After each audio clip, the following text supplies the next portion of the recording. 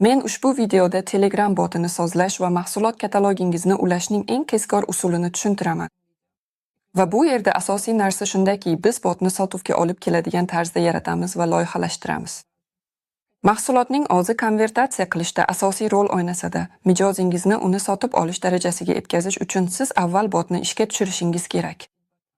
Ammo avvada tavsif yoki xush kelibsiz xabar bo'lmasa, bot kamroq xavfsiz deb qabul qilinishi mumkin va odamlar sotib olishni istamaydilar. Media. Bugungi kunda ijtimoiy tarmoqlarda ko'plab firibgarlar mavjud. Foydalanuvchilar ehtiyotkorroq ular vizuallarni, umumiy taqdimotni va kompaniya aloqalari mavjudligini baholaydilar. Shuning uchun ro'yxatdan o'tmasdan botga ishonch kamayadi va konvertatsiya kutilganidan past bo'lishi mumkin. Lekin ilgari botni bezash uchun butun bir bot questidan o'tish kerak edi. Bir nechta tugmalarni bosish, 10 marta menyuga qaytish va rasmni qo'lda moslashtirish zarur bo'lgan bo'lsa, endi hammasi ancha osonlashdi.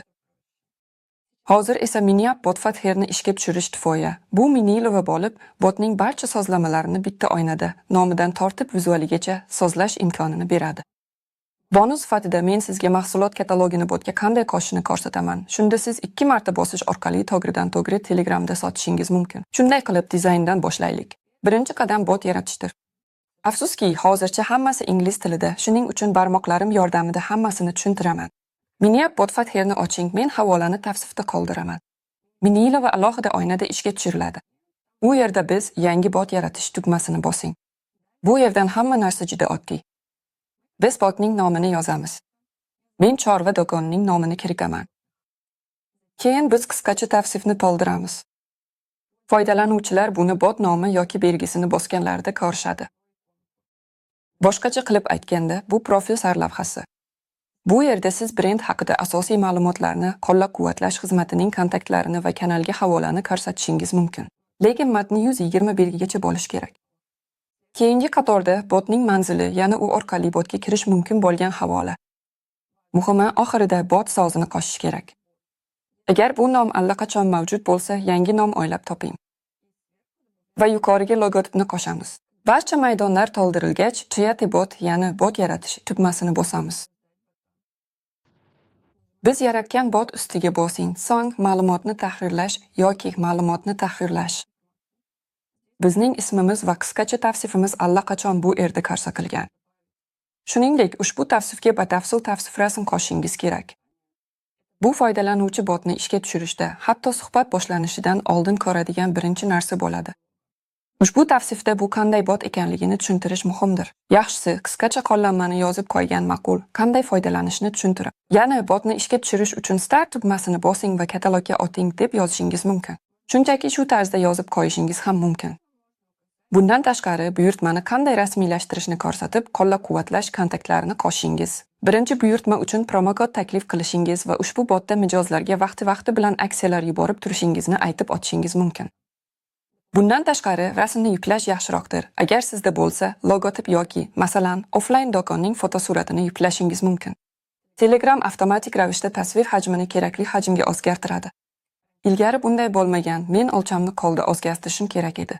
Ushbu bosqichda bot dizayni tugallandi. Yangilash tugmasini bosing. Endi bonus. Siz shunday Telegram do'koniga havolani joylashtirishingiz mumkin. Endi buni qanday qilishni sizga aytaman.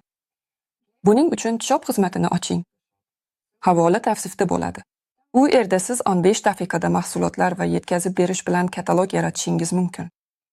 Foydalanishning dastlabki 14 kuni bepul bo'ladi. Do'kon yaratish uchun sizga botning API tokeni kerak bo'ladi. Biz uni Miniap botfatherdan nusxalaymiz va shopga joylashtiramiz. Keyin qolgan maydonlarni to'ldiramiz. Do'konni qo'llab-quvvatlash bilan bog'lanish ma'lumotlarini qoldiramiz va keyin mahsulotlarni istalgan usulda qo'shamiz. Qoldi, Excel fayli orqali, tasma orqali va buni amalga oshirishning boshqa ko'plab usullari mavjud. Siz hatto Wildberries'dan mahsulotlarni yuklab olishingiz mumkin. Keyinchalik biz sozlamalarga o'tamiz va har qanday to'lov va yetkazib berish imkoniyatlarini yoqamiz. Ko'p integratsiya mavjud. Keyin biz do'konni faollashtiramiz. Do'kon tayyor bo'lgach, biz shop akkauntingizdan unga havolani ko'chirib, botga qo'shamiz.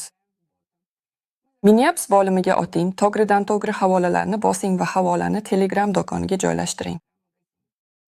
U yerda biz avatarni ham yuklaymiz, do'kon nomini o'rnatamiz va qisqacha tavsifni to'ldiramiz. Siz hamma narsani bot yaratishdagi kabi kiritishingiz mumkin.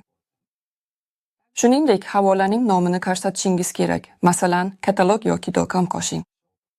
Shundan so'ng yaratish tugmasini bosing. Ro'yxatda widjet paydo bo'ladi. Endi bizning tayyor botimiz qanday ko'rinishini tekshiramiz. Biz botni ishga tushiramiz va ishga tushirish tugmasini bosing. Endi pastki qismida katalog tugmasi paydo bo'ldi. Unga bosing va mahsulotlar sotiladigan Telegram do'koni ochiladi. Siz 2 marta bosish orqali buyurtma berishingiz mumkin.